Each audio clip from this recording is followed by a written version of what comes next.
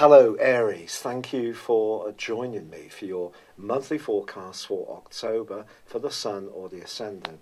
I'm really grateful for all the lovely, kind suggestions to take on the rheumatoid arthritis that I'm working with at the moment, and I have adopted quite a few with some promising results. But this month begins with a big emphasis on your sector of relating. Now you're someone who initiates. If you spend all your time worrying too much about what other people felt, you'd never get things going, because you're a cardinal sign, you're a doer, and you're very much involved in making things happen. But of course we can all learn, and the lessons and the journey of this month is to some degree about tuning in to how other people are feeling, perhaps come into a greater understanding of what you need around your relationships, but also what you're prepared to give, but also what other people want from you. And that's where the more cooperative, harmonising energies of Libra come in. But of course, there is big news this month, because the ruler of Libra, which is Venus, is going to be slamming on the brakes and going into a retrograde on the 5th, which will go on to the end of this month in the sign of Scorpio. Now, Venus in Scorpio is very passionate, it's very intense, it can be very much about loot. So if you're someone who's rather entrepreneurial or trying to marshal your resources, then maybe there is something that will need rethinking at some level this month. But in a purely romantic or relating concept, Venus is also going to be squaring up with your ruler for the first 2 weeks of this month, and there's a quarter moon on the 2nd in the tender sign of Cancer, which is very much about feeling. So even if you are trying to reach out and understand how someone's feeling towards you, they may not necessarily give you very straight answers. And this potential for confusion is enhanced even more on the back of the new moon in Libra, which occurs on the 9th, but is forging a quincunx with Neptune. Neptune is very much about erosion. It's about shifting sands. It is very intuitive, and if you can tune into your sixth sense in the following 2 weeks, then, 4 weeks, it's vital that you can, because this can help to guide you, especially if there are some big decisions around relationships to be made. And I also feel that with Mercury moving into the deep and passionate Scorpio 2 on the 10th, what really should concern you this month, Aries, is not necessarily what people say, it's what they really mean. So if you can spend a bit more time thinking about relationships in general, I do feel it's going to be very much to your advantage, because it can help you to understand, as I said before, what you need, but also what you're prepared to give. That's an equation that sometimes we perhaps don't always strike, especially when we think of the other person's needs and viewpoints too. Sometimes we just think about what we need. It's just a natural human way of being. So you are asked to look beyond your immediate needs and to try to keep the lines of communication open. But I do think there can be some intensity pitching up. But one thing I can say, which is great news, is that the Uranus-Mars square, which has dominated pretty well since the second week of May this year, well, that has come to a close. In fact, your ruler is really speeding up this month, and the fabulous news for you is that in the last 10 days, Mars forges a sensational angle with Pluto. If you can join together your resources or network or develop collaborative events or projects, that period of time, the last third of this month, could be very powerful and see you take some giant step forward. However, it is true to say that Uranus, the planet of surprises, of independence, of rebellion, is still nestled just right at the start of Taurus, which for you is about resources, and it is forging a T-square with the nodal axis between the North Node, which is like a mini Jupiterian influence, your point of destiny in your sister fire sign of Aquarius, and the South Node, which is in Leo, and your South Node, which is in Aquarius.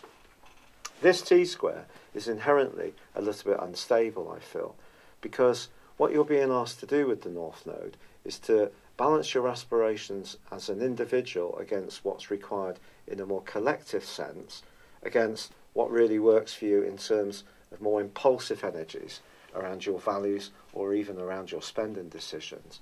But the plot thickens, because once the sun moves on the 23rd into the sign of Scorpio, then that too is going to feed into this T-square, and we have a grand fixed cross. That's then going to be joined in a couple of days later by the reverse in Venus. So there is the potential because Venus is going to wind all the way back right to the very first degree of Scorpio, before then, next month, November, continuing its retrograde in the sign of Libra. So it's inversing quite significantly. So I think when we get to this last 10 days of the month, some very powerful energies are certainly possible. And also the first 2 weeks of this month, with Venus in a square to Mars, it's not necessarily going to be easy peasy when it comes to balancing our individual desires with that collective acceptance, or what works for everybody. For example, if you're involved in a group of people where there tends to be some possessiveness or jealousy or underlying politics, that really could be quite troublesome. But what Uranus is doing for you is making you a little bit more impulsive, I feel, once you enter that last 10 days of the month. So if there is someone you really like, even if there is politics around it, and they're not necessarily telling you exactly what they want, which is one of your goals this month, I feel, you may still decide to be a little bit more daring in your approach, because there's part of you that needs to go through some kind of transformation. That's how the sun is going to work out this month. You're going to want to have some kind of test, which is very, very exciting and thrilling, potentially, but also it can cause some issues. Certainly around a long-standing relationship, where perhaps there's an alteration in your values or the values of someone you've been involved in that's perhaps been evolving bit by bit for some while. And as much as Mars in Aquarius may make you a lot more optimistic at times this month, certainly the second half of the month, I do feel that balancing your individual needs against what works at a more committed and devoted level, that's really going to be the challenge. But the ironic thing is that Mercury then arrives in the sign of Sagittarius on Halloween, on the 31st. Now, Mercury in Sagittarius is actually in detriment, because it's the ruler, the guide planet of Gemini and also of Virgo, so one squares, one opposes. But I always feel that Mercury in Sagittarius really can be a force for good, because Mercury is very much about knowledge, and Sagittarius is about expansion, philosophy, information, history. So the two can sort of work quite well together. So that can make for some interesting trick and treating, if that's what you're into. But I certainly feel that all the talking and the discussing that goes on this month really boils down to, what do people really mean? What is their base motivations? And some of those more primal human instincts around lust, money, domination, these kind of things, well, perhaps they are going to feature, perhaps to you personally, perhaps to someone you experience. The great news, however, is that from the 20th to the 25th, Mercury forges a sensational angle with Pluto. So if you need to balance your instinctive energies with a more penetrative understanding of things by thinking things through, talking to someone with great wisdom who's experienced in life, and really trying to understand some of the dilemmas or opportunities that you may have, I think that would be a very valuable thing to do, and something that you shouldn't discount. But that does bring us to the full moon of the 26th, and this is really powerful, because this is going to be sitting on top of Uranus, and therefore coming into play in terms of that grand fixed cross. Something that you might want to change, someone could resist changing, or it could be someone wants to change something that you're happy to retain the status quo around. And it could come as a bit of a surprise, or it may be something that's been evolving for some while.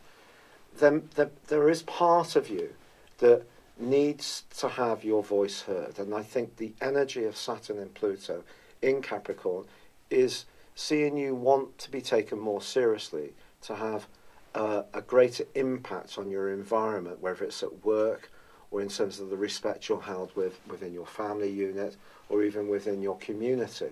But at the same time, it's a delicate process. No one gets everything they want without giving something.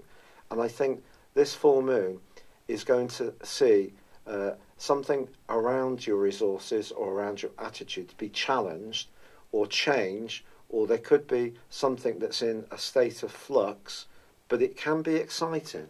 And it just depends on the type of Aries person you are, because you have a natural appreciation of initiation.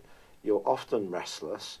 Obviously, Uranus being in your sign since 2011, initially part-time, since 2011 full-time, and initially 2010 part-time, has given you even more encouragement to break out and be a free spirit.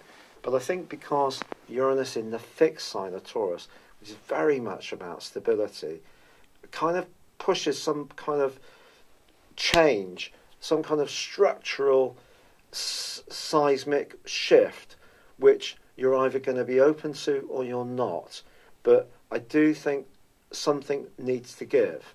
And you coming out of this process feeling empowered and feeling that your voice is heard is really the main goal of this month, whilst retaining an open line of communication to the people who really matter. So cooperation is going to be important, listening highly important, always so on the back of a Libra new moon, but your intuition and also your ability to divine what other people want from you are going to be crucial factors too. It's been a real pleasure being with you, Aries. Thank you for joining me.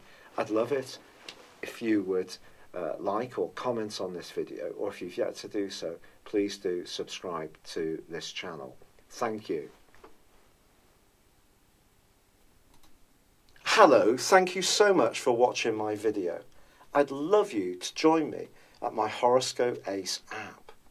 You can find this at www.horoscope-ace.com. You can use it through Android, iOS, Apple or Facebook. Check out your ascendant or your moon sign, or download your free birth chart. There's all your favourite videos, plus there are daily, weekly, monthly and yearly horoscopes for general, love, Chinese and Indian astrology. If your passion is tarot, there's my brilliant 3-card money or love tarot readings too. And it's all there at www.horoscope-ace.com. Thank you.